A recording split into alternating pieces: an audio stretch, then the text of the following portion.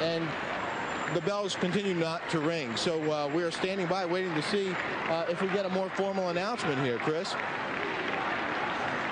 Rick Leventhal just outside St. Peter's Square. You know, this is fascinating because the smoke, it's so interesting because we had been told that we were going to expect it to be either bright black or bright white, but we don't know.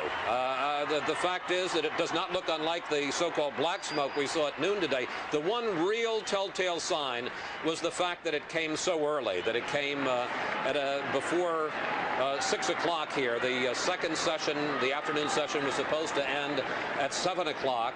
And we thought that that's when, if there was smoke indicating no pope, that it would come at around 7 o'clock. The fact that it came now in the middle of the session would seem to indicate they've elected a pope, but again, no bells, and we were told, promised by the chief spokesman for the Vatican, that there would be bells sounding to make it absolutely clear, even to journalists, he said with a smile, that there had been the election of a pope, and it is not clear to this journalist. I'm sorry. I know that Italian TV is saying it, but for an excess of caution, I'm holding fire here, guys. I don't know about you. Yeah, they were a little better yesterday with the black smoke at any rate, although yesterday was also confusing at the beginning, but then it did get quite black. This has never really gotten very seriously black, but of course, all this talk about the bells, we thought it was going to help us. At this point, it's added more confusion to the whole thing as we wait to hear the bells. And now it's the top of the hour when the bells are supposed to ring anyway. So we know that at that point the crowd is going to go nuts. Well, they just might. They just might. You have to say that if it isn't the election of a new pope, it's one of the great anticlimaxes. See, now you can hear everyone shouting, but it's the top of the hour. We don't know if they're ringing is because it's 6 o'clock here or because it's a pope. If they keep ringing, we'll know it's the Pope, correct? That's I guess so, yeah. They have to ring lots of bells instead of just tolling the hour. They're hearing the bells.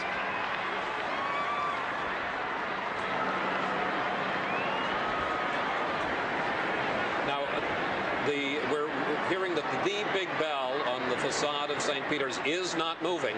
Again, you know, this was a new system, and we never knew because of the fact that the conclave is cut off from the rest of the world. One of the questions a lot of us had asked was, how quickly would Vatican officials be alerted that they had elected a new pope? And therefore, how soon would they begin ringing the bells? It's possible there is a disconnect between the burning of the ballots and the ringing of the bells. So why don't we just listen to the sights and soak in, listen to the sounds and soak in the sights of St. Peter's Square, because there's tremendous excitement there. They certainly believe they have a new pope.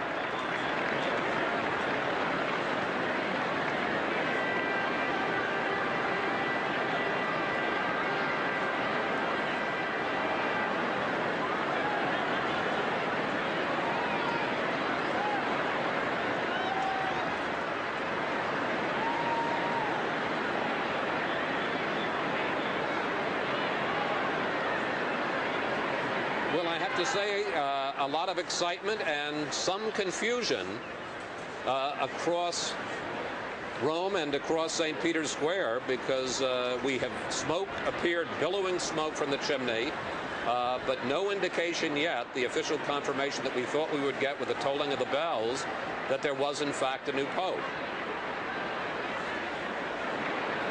I got to tell you, Greg Burke and Father Zulsdorf, let me bring you in. I don't have a clue. I don't have a clue. My suspicion is that this is in fact white and we're on our way, although I'd feel a lot safer with the bells. And we're going to obviously have to wait 40 minutes until somebody comes out under that red bunting, if in fact it is all white. I don't have a clue. I have a hunch that this is white and we're on, but as obviously all the crowd there does as well. If not, it's a really cruel joke, and we're all back at this again tomorrow playing the games. But it's somewhat funny, to tell you the truth, because they talked about the chemicals and how that was going to help, and now also, you know, it wasn't going to be like the last time, and they added a new stove and one thing or another. And yesterday, when it was black, it really was black. So that was good. Yesterday worked well. Again, let's take in the sights and sounds in St. Peter's Square for a moment.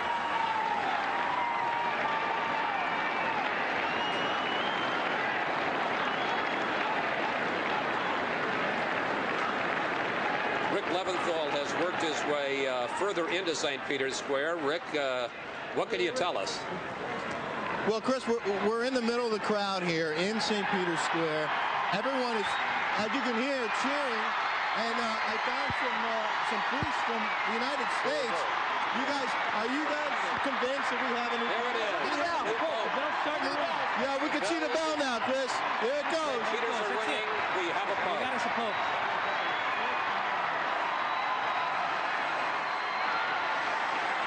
Well, this is a truly electric moment. It means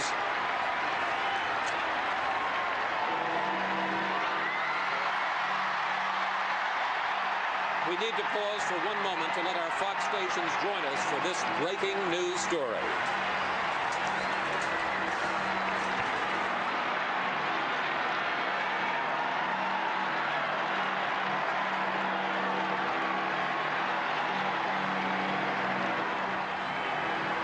We want to welcome our Fox stations across the United States. This is Fox News breaking coverage of the selection of the new Pope of the Roman Catholic Church. I'm Chris Wallace in Rome. What you just saw were the bells of St. Peter's tolling. What you're looking at are the excited faces of people in St. Peter's Square. The 115 cardinals of the Roman Catholic Church have chosen the 265th Pope in the history of the Church. This, for the first time, the bells tolling on the facade of St. Peter's. The cardinals in the Sistine Chapel, we believe, in the fourth vote, the first vote in the afternoon session of the second day, have chosen their Pope. And you can hear from our rooftop, hear the bells beginning to toll across Vatican City and across the city of Rome as the city celebrates a new leader for the Roman Catholic Church.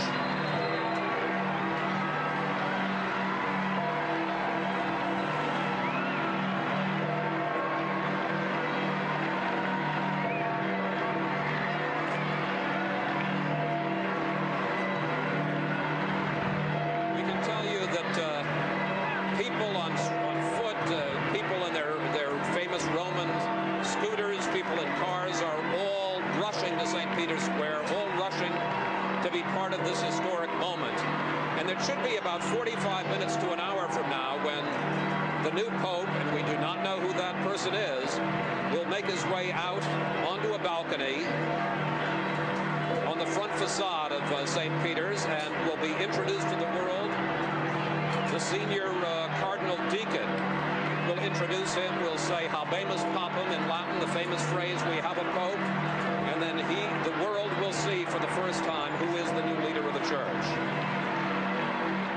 And you can see the sheer joy and excitement of the people inside St. Peter's, and there are people rushing to the square.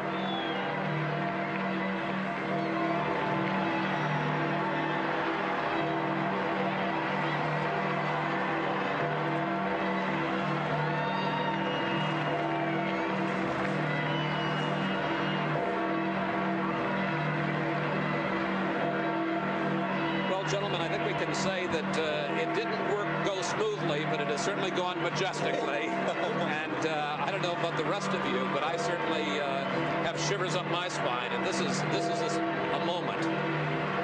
I agree totally, and I think the next 30, 40 minutes are going to be obviously wild as well, because as people rush into the square, as everyone waits for that moment now, we have all, up to this point, been looking for the smoke.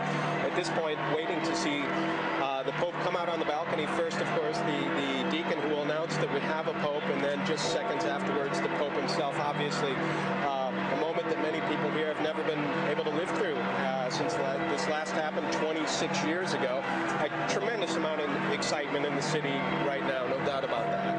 That's right, and of course what's going to happen in a little while, we don't know exactly when, but we'll see those two doors, those enormous doors with all the glass panes under the bunting, the red bunting. We'll see them open up, and then we'll see a processional cross, a large cross being held up, and it'll be the first thing to come through the door. And then it'll be followed by some cardinals, including the senior of one of the groups of cardinals, the cardinal deacons, and he's the one who will make that solemn pronouncement in the classic Latin formula that we have a pope. And then they'll say the name of the cardinal, and then they'll say what name the Pope has taken for himself.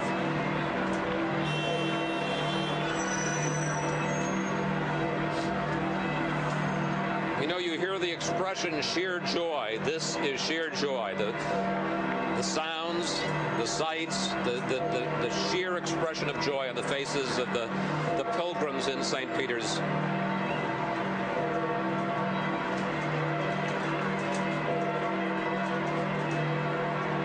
And it is almost as if the sadness of the long goodbye to the great Pope who preceded John Paul, that all of that is broken, and now the people of Rome and the pilgrims who are here are just giving vent to the sheer sense of joy in the excitement of a new Pope and the continuity of the Catholic Church. We should just briefly tell you what's going on right now. The Pope has been elected. He got a 2/3 majority in the College of Cardinals. That means he got at least 77 votes. He was then asked if he would accept the position of Pope, and he says he accepts it. He then goes into a back room, and because they did not know who the Pope was, he is changing into the papal vestments, into the white robes. And because they did not know who the Pope was, and obviously his size, a family tailor here, Gamarelli's, made 3 papal vestments, small, medium, and large, and they'll find the one that fits them the best. Then each of the cardinals will come up to him and swear allegiance to him. Correct, Father Zulsdorf? That's correct. What they do is they come up and very solemnly profess their obedience to him, that they will obey him as the new sovereign pontiff of the Roman Catholic Church. And then after that, probably about half an hour to 45 minutes from now, on the front balcony, on the second level of the facade of St. Peter's, the great doors will open to that balcony. The senior deacon cardinal, called the Cardinal Proto-Deacon, Jorge Arturo Medina Estevez of Chile, a 78-year-old, he will come out and he will announce to the world in Latin, and bear with me here, folks, he will say, "Annuntio vobis gaudium magnum," I announce to you great joy, and then the great words, which you're seeing translated in English, habemus papam, we have a pope. He will then say his name, the name that he has held up till now, and then also announce what his new name will be, the name that he has chosen.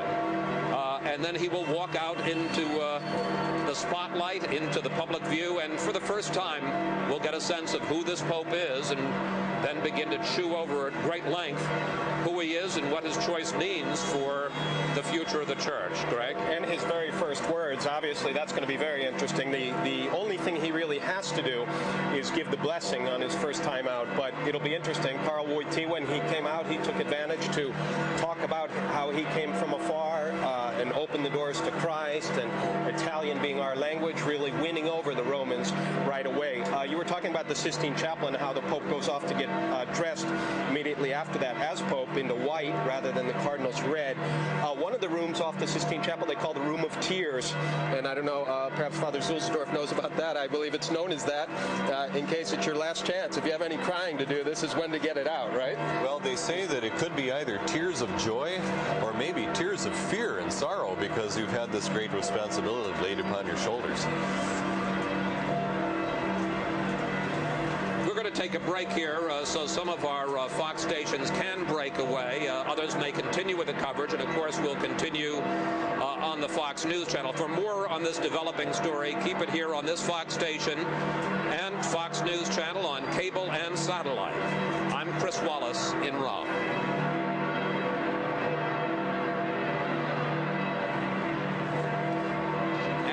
This is Chris Wallace back in Rome on the Fox News channel, and I'm sure some Fox stations around the country.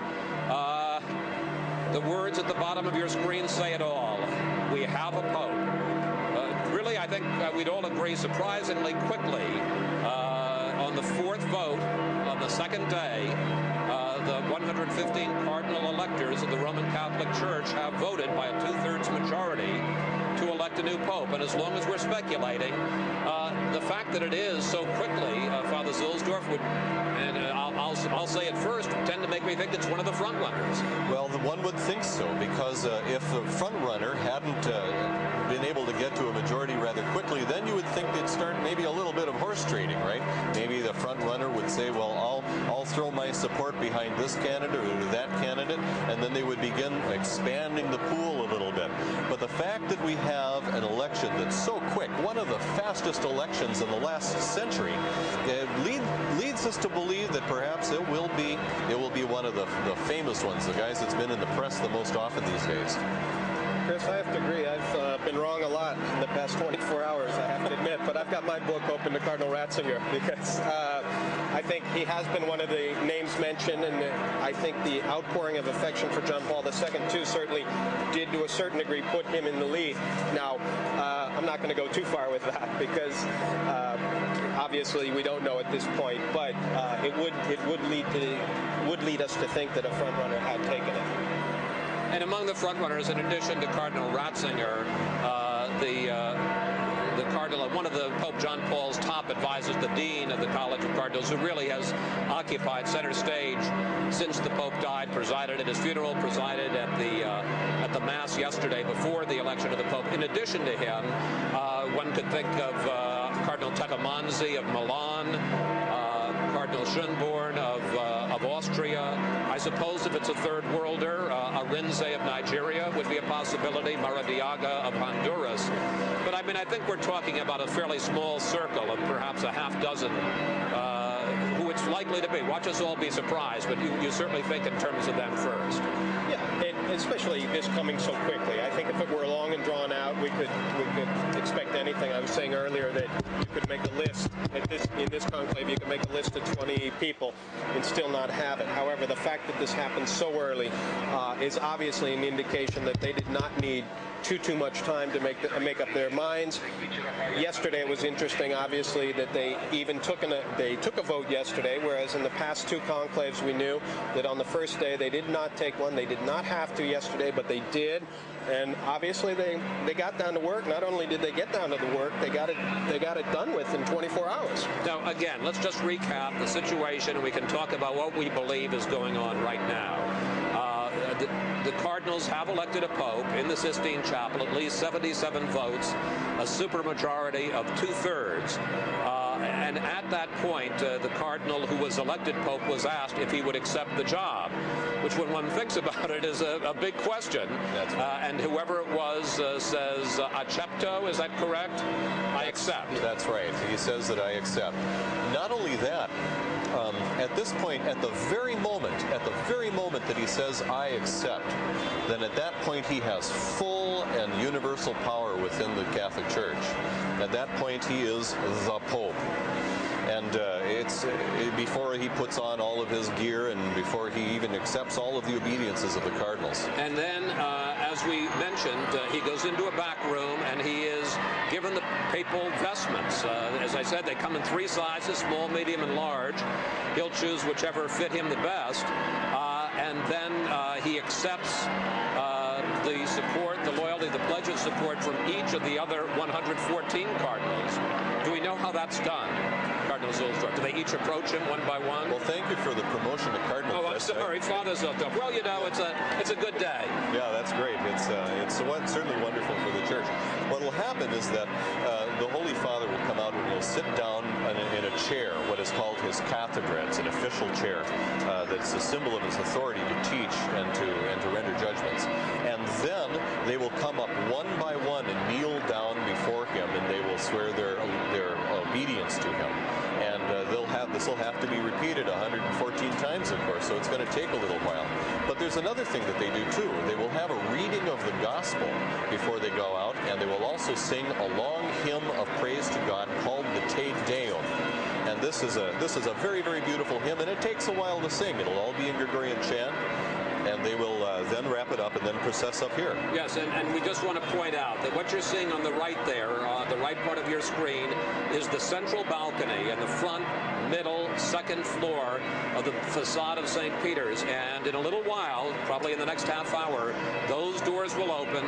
The Cardinal Deacon will come out, Senior Cardinal Deacon. He will announce Habemus Papam and introduce the Pope to his flock and to the world. Rick Leventhal is down in St. Peter's Square with some Americans, excited Americans, I suspect. Rick, take it away. Chris, well, we've been just waves of energy, waves of excitement here since that smoke first appeared, and we have found several Americans in the crowd. So you're from Charlotte, is that right, North Carolina? Carolina, yes. How has this been for you to be here at this time? Unbelievable. Yeah? Absolutely unbelievable. I can't tell you. It's inside. Chills? Chills, shivers, everything. Terrific. We got a whole crowd of women from Michigan here. Ladies, you were hoping that you'd be here for this, right? Yes, we're very, very excited. Are you surprised it happened so quickly? We're shocked, absolutely shocked. We're so excited to be here in such a pivotal moment in history. What did you think when you first saw the smoke? Could you tell that it was white? Yes, you definitely could tell it was white. We were shocked. We ran over here with the expectation of seeing black smoke and saying that was great. We were here for that, but never thought it would happen. Did you hear that there were supposed to be bells ringing also? And yes. Were you confused? Because it took a few minutes. Yes, we talked. We said, "Where are the bells?" It looks white. Where are the bells? Yeah. Chris, what we saw were waves after waves of people just flowing into the square, and ripples going through the crowd, cheers and applause, and then people waiting because they weren't sure if, in fact, we had a pope because of the lack of bells. Do you have a feeling about what this means to have a vote so quickly? We're united. They're united. It's a strong decision. And are you excited about what this might mean for the future of the church? Very excited. We're hoping that he has the charisma and the ability to reach out like Pope John Paul II has up to this time, and that he just continues on and just continues to do great things. I'm guessing none of you are going anywhere for the time being. Is that a safe assumption? Wait. I think, Chris, that we are going to be in a standing room only situation here very quickly. We have a little room to move right now, but it's pretty packed. There's a press area in the center here. Beyond that, huge crowds that have been right in front of St. Peter's Basilica for much of the day. Again, the smoke first appeared about an hour and 10 minutes before we thought it would, and that's what generated so much excitement so early. And then, of course, even though the last two times smoke has come out, it's been white at the start, it turned to black. This time, it stayed white, and that's when word started to spread that we did, in fact, have a pope. I think ma'am, do you speak English? Speak English? No? How do you feel about today's events? Well, I'm very excited, in fact. Now we're just waiting for the name. Do you have a hope, a dream for who this next pontiff might be? I have no idea, but what I know is going to be a very good pope. Why do you think that, sir? Well, what I don't go by is this question of he has to fit in the shoes of the other pope. I think is not realistic. What we need is a good pope. Yeah. So are you, what does it mean to you to be here at this time, on this day? Oh, it's historical. I'm very excited because popes are not elected every other day. Yeah. Well, so it's very unique. 26 years. It's unique. One of the happiest times of my life. Terrific. Well, we're glad we could share it with you. I talked to some priests a short time ago, Chris, who were gathered in here. They were confirming for me that it was, in fact, white smoke. They were convinced that we had a pope, and they were so excited because they talked about what this meant for the church, how the cardinals inside were obviously united after 4 ballots to come up with a new leader, a 265th leader of the Catholic Church. And again, it's a lot of anticipation right now as to who the next pope is. Chris? Rick, thanks so much. And I think that was a very interesting point that one of the people you talked to made. Exactly that it did happen quickly, and for all the talk of all the commentators speculating over the course of the last few weeks about all the divisions in the church between tradition and reform, Europe and the Third World, young and old, a long papacy or a short papacy, it seems that there were very few divisions among the 115 cardinal electors, that they, with remarkable speed, came to a conclusion about where the church needs to be headed and who needs to head it. Father Zulsdorf, I think that's really an important message they were sending. It was a very good message. As a matter of fact, I think the lady that was being interviewed got it in one. That one of the things that this told to her in the square is that the Cardinals had unity together. And so this rapid election, if it was meant by the Cardinals to show to the church, yes, we are not divided amongst ourselves. We know what we're doing. We know the direction. This is the man we think is going to take us into the future. Then the woman out there got in and won. And the Cardinals made a strong message. We have unity. No, and I think we all agree. We had begun to talk about the fact that if this dragged on to a third day or a fourth day, that would also send a message of, if not deadlock, certainly division. They have sent precisely the opposite message today. Yes, Greg? Yeah. Oh, definitely. And I find it fascinating because 2/3 is 2/3. I mean, that is not easy to come by straight off. And this is what looks to us like probably 4 votes. You know, 1 yesterday and 3 today from the things happened. So that is quite quick, and especially if you're looking for not a simple majority, but for 2/3, obviously they moved very quickly on this, and there's quite a bit of agreement. And I find it fascinating because I would think the Cardinals are probably a little bit unsure among themselves. Did they want a young pope or an old pope, regardless of where he comes from? You know, did we want somebody for more of a transition, or did we want somebody young who can take on the challenges the church has? So we'll find out very soon what they were thinking in terms of age. And again, to put this in historical perspective, there were 8 elections of popes in the 20th century. The shortest, the quickest election was Pius XII in 1939, 2 days, 3 ballots. The second shortest was 1978, John Paul I, 2 days, 4 ballots. Well, we believe, we don't know for sure, but we believe that this ties John Paul I as the second quickest election in the last 100 years, 2 days and 4 ballots. I mean, this really is fast, isn't it, Father Zilstra? Well, when we saw the Cardinals go into the Sistine Chapel and they began to make their solemn oaths to obey all of the rules of the conclave, I mean, we could all see that these men had their game faces on. They were really interested in getting down to work. They were very serious. They were very solemn. And they had a series of meetings, remember, in the week before the conclave began. So they had been discussing issues. They had heard meditations. They had talked about what the issues were in the church, and they already had, shall we say, their minds around some of the most important points of discussion and even possible division between them. They had their minds around those things. But once they were there in that amazing place and the doors closed and they began to get down to business, you could see that, well, certainly the workings of the Holy Spirit, they were open to these things. Of course, we understand that the Holy Spirit was prompting the Cardinals, but these men truly got down to work, and they gave us a strong message of unity. You know, the other point I think it's important to make, originally there was this 2-week delay between the death of a pope and the beginning of the conclave, because it took some considerable period of time for the cardinals from around the world to get there. In fact, there's some famous stories of American cardinals taking a steamship across the Atlantic, arriving in Europe and finding that the Pope had been elected without them. Obviously, with the miracles of modern travel today, almost all these cardinals have been in Rome for the better part of 2 weeks. So it wasn't as if they were saying hello as they arrived at the conclave. They had been here, and one has to think there had been conversations going on over the last 2 weeks. Definitely. There's no doubt about that. I had spoken with one of the cardinals who wasn't voting, so he was over 80, but actually he just told me a couple days ago, he said, well, let's hope it's over by Tuesday night or Wednesday morning. And I thought he was being overly optimistic, but obviously he knew the score, and he had been in on the earlier meetings, so obviously had some inkling of the way things were going, and nailed it.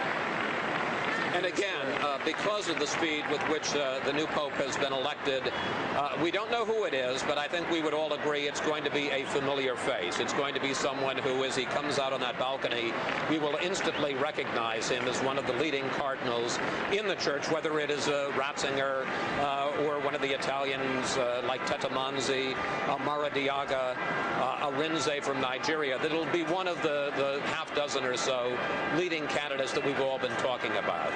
Yes, Chris, I think you're thinking right along the right lines.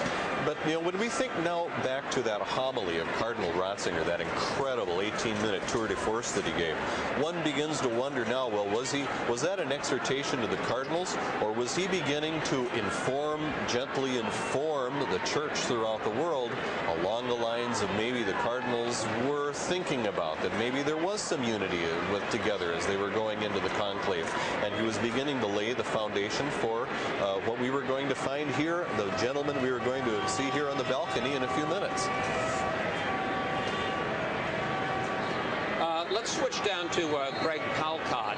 He's down the street from St. Peter's Square, but I'm sure he's got plenty of crowd with him right there. Greg?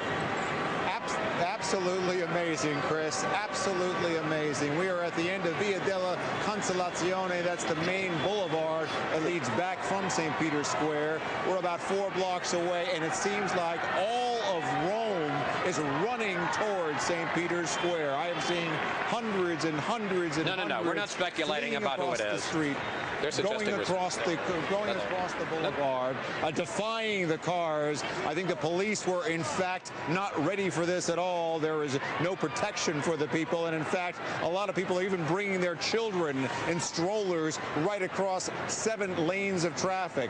Chris, we have stood here and watched the very solemn procession of pilgrims coming to view the body of Pope John Paul II. This is a whole different feeling now. This is the feeling of people looking at the new chapter of the Roman Catholic Church beginning, and they're all filling the boulevard that's leading up to St. Peter's Square, which is already filled up. St. Peter's Square itself can hold 50,000. When these boulevards, when these streets that lead away from St. Peter's Square are also filled with people, we're talking about 100,000. We're talking about 150,000. Everybody here wants to be a part of history. It's as if the word got out to the city of several million that they had to come here, and we're not seeing people just from all over the world, but citizens here leaving their homes, leaving their businesses, coming down here to be a part of history. And I'm telling you, they're risking their life and their limb. This is very, very important to them, and we're seeing a bit of history, too, from our vantage point, Chris. Thanks so much, Greg Palcott. And I have to say that, these pictures of people swarming, and you know that the word must have gotten out very quickly. Of course, there were bells ringing across Rome, so that's a pretty good way to get word. But you have the sense that if all roads lead to Rome at this moment, all roads in Rome lead to St. Peter's Square. Again, to point out, you have on the right there the main balcony over St. Peter's Square in the center of the facade on the second floor. And some point in the next period of moments, those huge doors will open off the Hall of Blessings. And it's amazing to think it was just yesterday that the Cardinals all gathered in the Hall of Blessings and began their procession into the Sistine Chapel to begin this whole process. And now, gosh, just a little bit over, I'd say 26 hours later, the Pope is coming back into the Hall of Blessings. He'll step out onto the balcony. He will be introduced by the senior deacon cardinal, the official title Cardinal Proto-Deacon, Cardinal Jorge Arturo Medina Estevez of Chile, a 78-year-old. Father Zulsdorf, do you know anything about Cardinal Estevez? Well, Cardinal Estevez, he was, for quite a while, he was the prefect of the Congregation for Divine Worship and Discipline of the Sacraments, which was an extremely important Vatican position because it dealt with governance, of all the ways in which the Church officially worships God. And in that role, of course, he made some very important decisions and some controversial decisions. But his main role at this point is to introduce the new Pope to the world. And again, he will do that. He will read in Latin, Annuntio vobis gaudium magnum. I announce to you great joy. And then the magic words, habemus papam. We have a Pope. Chris, one of the interesting things you can hear from the crowd a little bit, people already saying, Viva el Papa, screaming Viva el Papa. They don't know who he is yet, but they're saying, long live the Pope, long live the Pope. You can just feel that people are ready to reach out with their hearts to the man who's going to appear there in the balcony. They're just ready to embrace him. Literally running down the street now, too, as well, to get to the square, which is already full, so they're filling up outside into the outside square, too, known as the Pius XII. And again, with the speed with which the 115 cardinals elected him, or the 114 elected the 115th, you have a sense that they're all reaching out to embrace this new Pope as well. That remarkable unity, whatever the message is, and we'll get a sense of that message when we see the face of the new Pope. This is where the cardinals, the princes of the church, want this church to go, correct? Chris, you know, it's interesting. As a priest, I say Mass every day. And in the main section of Mass, there's a point at which you say the Pope's name. Well, for a while now, we haven't had a Pope, and so there's been this enormous Pope-sized hole right in the middle of the Mass. And now, finally, as a priest, I'll have the pleasure of being able to say the name of the new Pope there. Chris, what I find interesting about the election that it happened so quickly was that it happened so quickly after such a long pontificate. You think that after such a long pontificate, well, they'd want some time to sort of reassess things, one thing or another, you know, and a long and very strong pontificate as well, very marked by a strong personality. So I find it fascinating that this happened so quickly, and as I say, so quickly when they still had to have a 2/3 majority. Now, Father Zuhlsdorf, you had the great good fortune of actually spending some time with Pope John Paul. And one of the thoughts that I'm having, the human stories that I'm thinking about during this period between the election and as we wait for him to step out onto that balcony, is the extraordinary transition that this man is going through from being a cardinal, which is obviously a position of great responsibility, but from that to being the leader of the Roman Catholic Church. From your experience with John Paul, is it a title, is it a position that a man can wear lightly, or is it just an awesome responsibility that is a burden to any pope? Well, the Holy Father himself gave some advice to the man we're going to see step out here on the balcony in a little while. In the Constitution, in which he laid out all of the rules for the conclave, at the very end of it, he says, "And to the one whom they elect, I ask you, do not refuse the great weight of this office if it is offered to you. Do not refuse, because God will help you to bear the weight."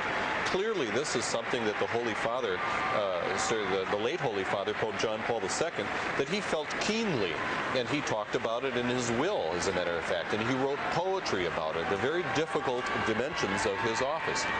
So he told his successor, do accept it. Take the burden on your shoulders. God will give you the strength to carry it. But he did say the great weight. In other words, certainly. That whoever this cardinal is, who is now, well, as you say, he's officially already the Pope, but we haven't seen him yet come out. You just imagine the thoughts racing through his mind, and I suspect, as you mentioned, he's praying to the Lord for some help. It's not for nothing that the little room at the very edge of the Sistine Chapel, where he puts on his white cassock for the first time, and he puts the white skull cap on his head for the first time, it's no accident that that room is called the Room of Tears. But that's where you have to stop shedding the tears and accept the vestments and the responsibility, as you say, or as Pope John Paul said, the great weight of this job.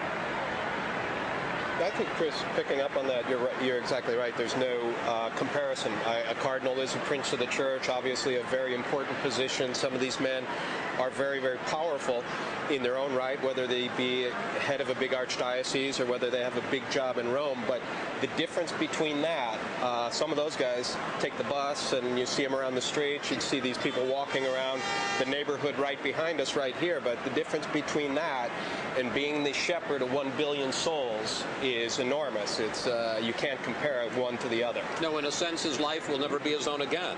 And it's so interesting because we all have become students of the various cardinals in preparing for this. And you mentioned Bergoglio of Argentina does take the bus to work every day. Bergoglio, who takes the bus. Others, I was mentioning a young Frenchman who likes to go out for a run every morning. You know, if he were elected, I guess he'd be running in the Vatican Gardens. But you know, the Pope who liked to go out and ski and hike and still was able to do that to a certain degree, but to a large degree was made a prisoner of the Vatican. You know, he just couldn't pick up and do that as he would have in the old days. One of the readings from the Gospel that they have an option to read after the election of the Pope and before they even come up to the balcony, one of the readings talks about how Christ and Peter are talking by the Sea of Galilee. And he says, and Christ says to Peter, that one day when you are older, they will bind your hands and take you to where you do not want to go. And this is one of the dimensions of what we call, the technical term is the Petrine ministry, the ministry of Peter. Now remember, this man who is about to step out into the balcony is the successor of Peter, the same apostle over whose bones that mighty basilica was built. When he steps out into that balcony, we will see the successor of Peter, the one to whom Christ himself gave the keys, his own authority to bind and loose in heaven and in earth. Again, you're looking at pictures of St. Peter on the left, the wide shot of St. Peter's. On the right, the balcony on which the new Pope shortly will come forward. We need to pause for one moment to let our Fox stations join us for this breaking news story.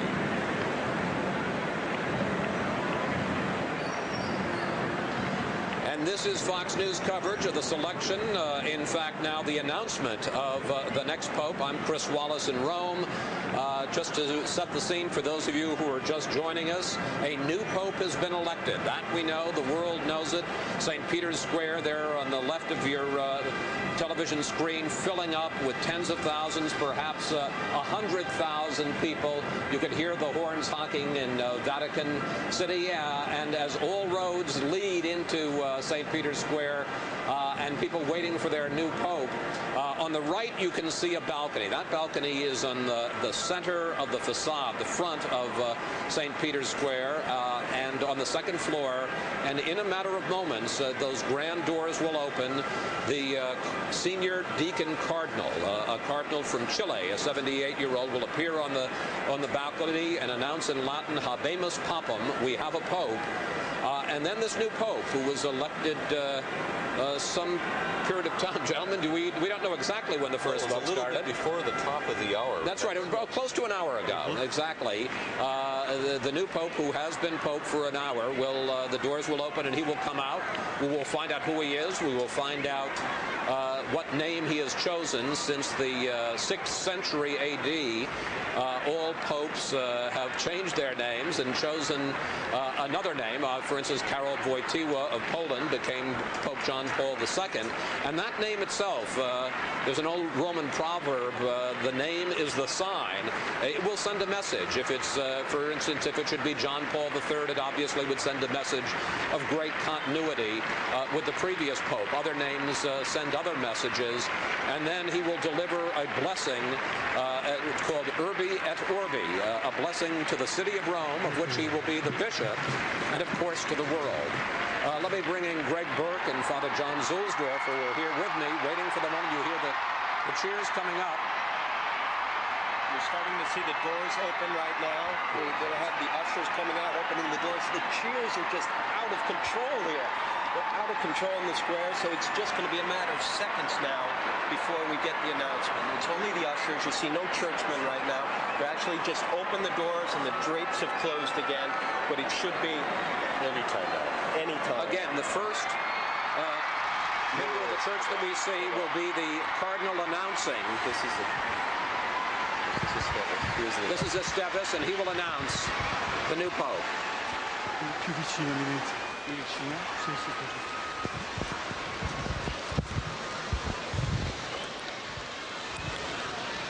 Fratelli e sorelle carissimi, my dearest brothers and sisters, queridísimos hermanos y hermanas, my dearest brothers and sisters, bien chers frères et sœurs, my dearest brothers and sisters, liebe Brüder und Schwestern, my dearest brothers and sisters, dear brothers and sisters,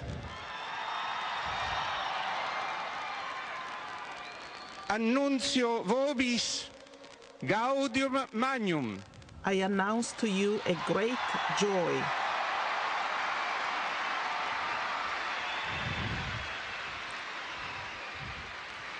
Habemus Papam.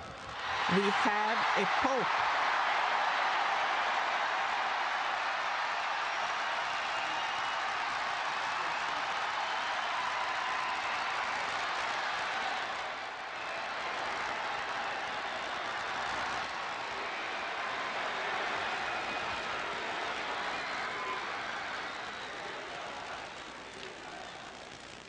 Eminentissimum, the most ad eminent reverendissimum Dominum, and most reverend Lord, Dominum Josephum, Lord Joseph,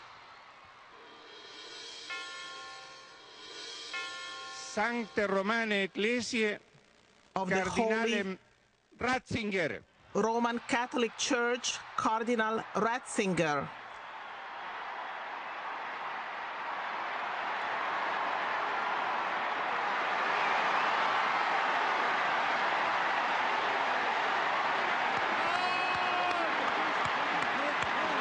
Cardinal Joseph Ratzinger.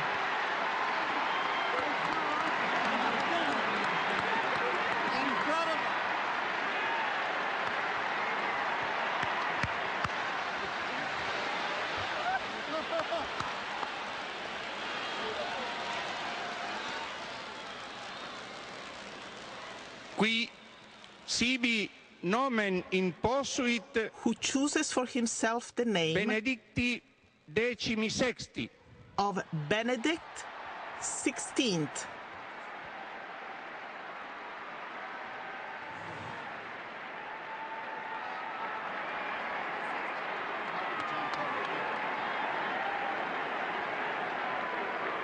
Benedict the 16th.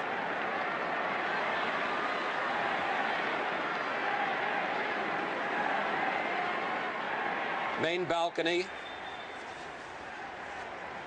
We await the new Pope, Cardinal Joseph Ratzinger, Benedict XVI, coming out onto the balcony and delivering a blessing, Urbi et Orbi, to the city of Rome and to the world.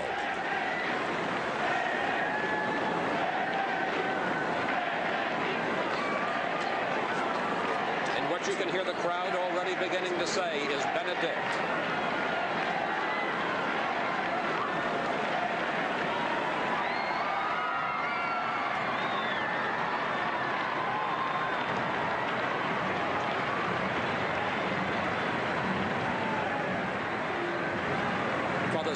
Zulsdorf, tell me what's going on right now. Well, it looks like what they're going to do is hang over the edge of the balcony the papal coat of arms. It would certainly, we don't know what the coat of arms for Cardinal Ratzinger will be yet, but it may be one just for the symbol of the Holy See. It may be even the old coat of arms of the former Pope. We don't know, because it would be a little quick to put that out. Now let me ask you, Benedict, what's the significance of that name? Well, Benedict, of course, Benedict, the word means blessed one, and so it refers to the blessings that God gives to us, and it's also a name that's been used 15 times before. Benedict the 16th is this Pope. The last time there was a Benedict was after Pope Pius X. That's right. He was elected Benedict the 15th in 1914. That's right. It was right on the verge of World War I, remember? Now, to the degree that we think that there's a significance to names, does Benedict send any message? Well, Benedict the 15th had a bit more of a reputation as being a moderate pope after maybe the more rigorous time of Pope Pius X. That's perhaps interesting, and Cardinal Ratzinger wanting to send a more moderate image, since he has much of a reputation as being very much a hardliner and did not choose Pius, for example, at Pius X.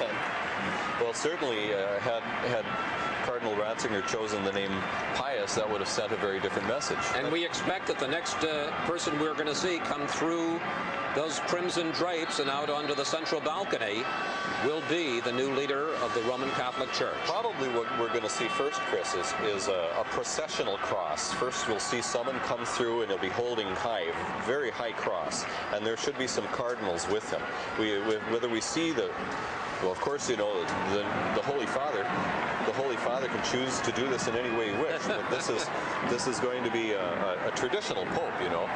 He will certainly embrace a lot of the old traditions, and so we're more than likely going to see the processional cross come out first. But when those drapes come open again, we're going to hear an absolute eruption. Now, as we wait, and let's stop as soon as we begin to see that procession, Father Zulsdorf, Joseph Ratzinger. And we can see here some of the Swiss Guard proceeding. We have both the Swiss Guard and the Carabinieri band. Okay, we have an Italian band and the Swiss Guard as well. Joseph Ratzinger, what has his position most recently been in the Roman Church here in the Vatican? Well, Cardinal Ratzinger, the former Cardinal Ratzinger, now Benedict XVI, he had as a role in the church to be the prefect of the Congregation for the Doctrine of the Faith.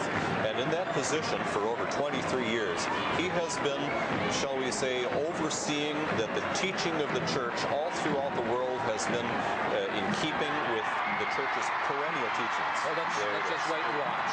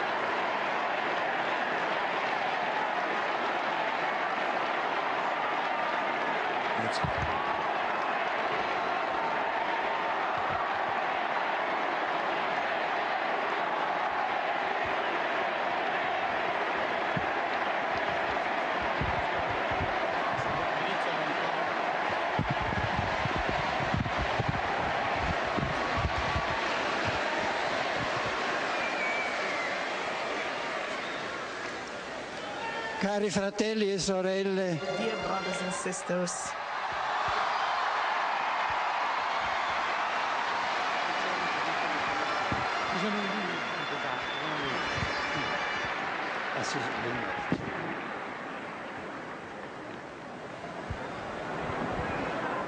dopo il grande Papa Giovanni Paolo II, after our great Pope John Paul II,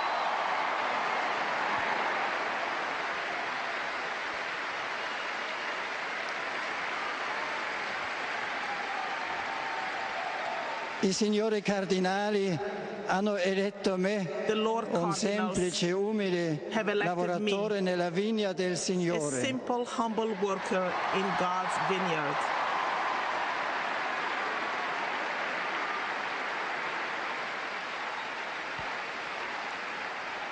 Mi consola il fatto che il Signore sa lavorare e agire anche con strumenti insufficienti e soprattutto mi affido alle vostre preghiere. And I especially trust in your prayers.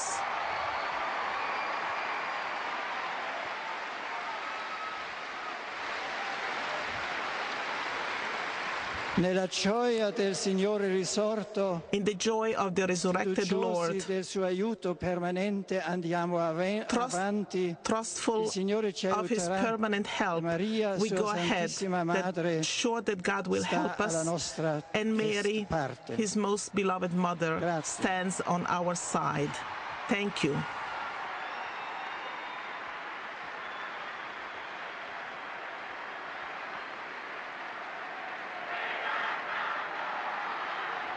Viva il Papa, long live the Pope.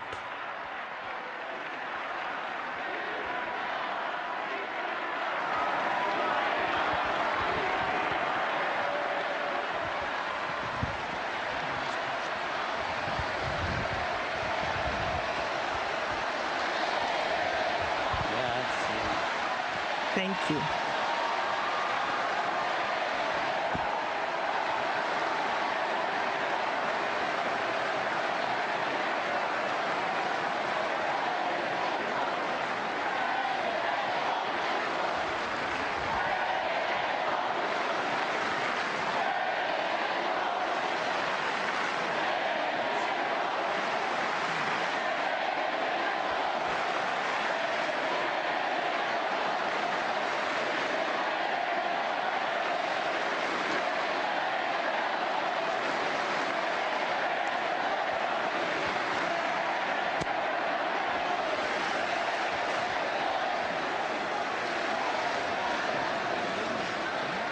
Procediamo alla benedizione. Let us proceed with the blessing. Sancti Apostoli Petrus et Paulus, Holy Apostles Peter and Paul, potestate et auctoritate confidimus, we trust in your power and in your authority.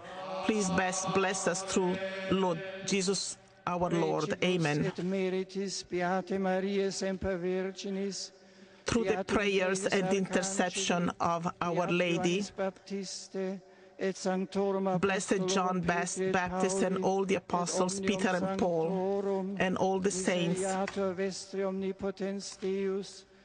Omnipotent God, have mercy on us, and please remit all our sins with the blessing of Jesus Christ and lead us into the eternal life. Amen. Indulgentiam absolutionem, may there be indulgence and absolution and the remission of all your sins. After having repented duly, and may your life be blessed, and may you have the consolation of the grace of the Holy Spirit, and may through your perseverance and your good works, the Lord in His omnipotence and in His mercy forgive you. Amen. And I bless through the Lord omnipotent, in the name of the Father, and of the Son, and of the Holy Spirit. May the blessing be upon you and always be with you. Amen.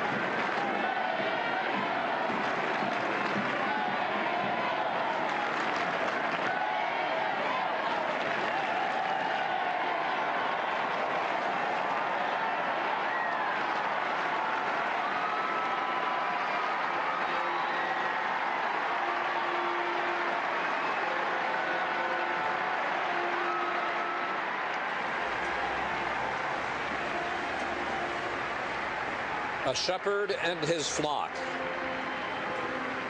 Benedict XVI, until an hour ago, Cardinal Joseph Ratzinger. And let's do a little business to explain exactly who this man is. He turned 78 years old on Saturday.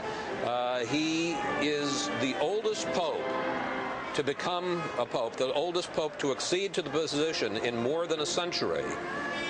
He was the dean of the College of Cardinals.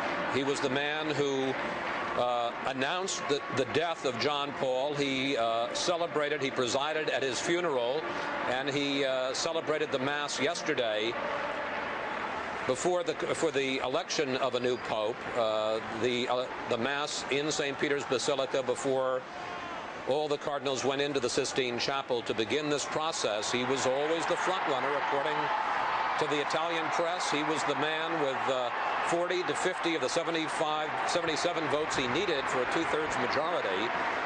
And the press accounts seem to be right, because he swept to a victory on the second day on the fourth ballot. It seems interesting because there were a lot of questions. Did they want a young pope who could serve a long time or an older pope? They certainly chose an older pope. Did they want someone who followed in the footsteps of John Paul, or perhaps to signal a change? They chose one of John Paul's closest advisors. There you see some of the cardinals who just helped elect this pope on a balcony, watching their new leader along with the rest of us. Chris, I think actually probably no one was closer connected to John Paul II's papacy. If you take away the Pope's own private secretary, he had brought Cardinal Ratzinger there in 1981, put him in a key position, and made him stay till the end. Basically, he wanted Cardinal Ratzinger right in there, and he was in on all of the most important decisions. To give you a sense of how senior a man he was, there were only 2 of the cardinals, 2 of the 115 who had been around long enough that they had actually been in a prior conclave, and he was one of the 2. He was made a cardinal by Pope Paul VI in 1977, and he was one of the 2 who voted in 1978 for John Paul II. So he was one of the 2 who knew his way around these events. And there you can see some of the cardinals, their work done, the new pope having been elected, and looking out on that vast throng in St. Peter's Square. Now, we should also point out that in the debate among traditionalists and reformists, Ratzinger comes down very strongly on the side of the traditionalists. He was the prefect of the Congregation of the Doctrine of the Faith, one of the Vatican's most important jobs, and it was his job to basically enforce discipline and to state the tenets of the church and make sure that everybody stood by them. For instance, liberation theology, popular in Latin America, and he quieted, and this all very much with the support and at the direction of John Paul, quieted down the theologians who were trying to spread liberation theology in Latin America. In 1986, he issued a firm Vatican denunciation of homosexuality and gay marriage. A 2004 document sternly denounced radical feminism as an ideology that undermined the family and obscured the natural differences between men and women.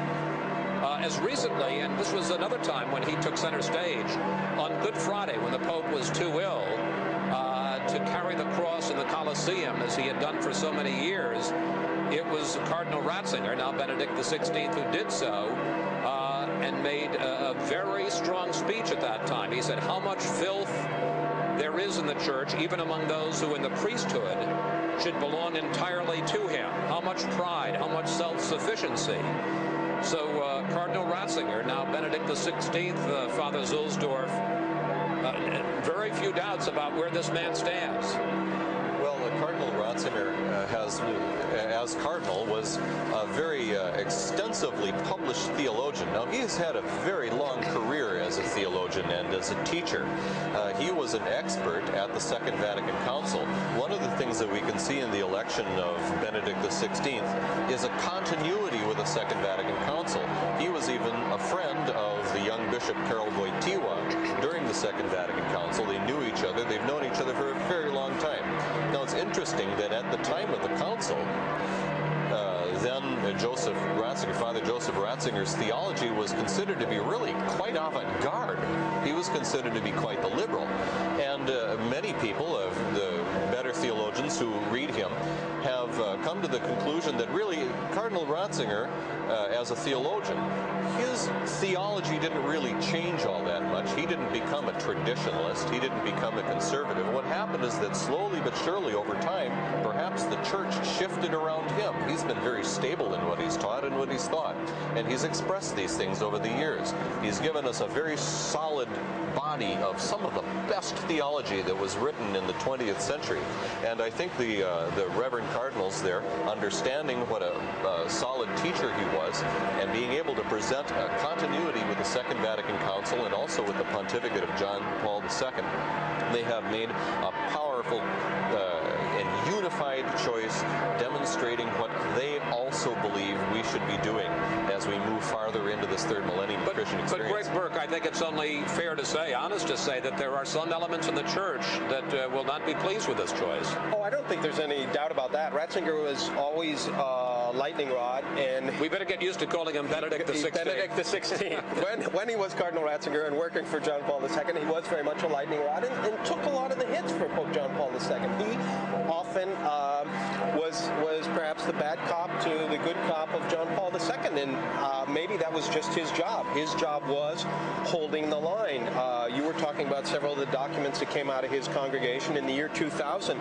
Dominus Jesus, saying Christ is the only way to salvation, essentially, shocked all sorts of other Christian denominations, non-Catholics, and it was really very, very strong stuff, but also straight Catholic doctrine. And I think Ratzinger is somebody who knows what he believes, is not afraid to say it. You were also mentioning the Good Friday meditations.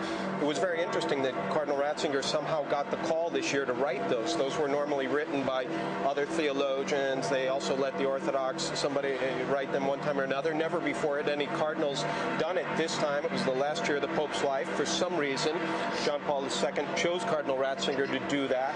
Cardinal Ratzinger obviously stepped up to the plate once more, as we had seen also in recent days, really taking advantage of that to state some pretty heavy stuff, as he did there.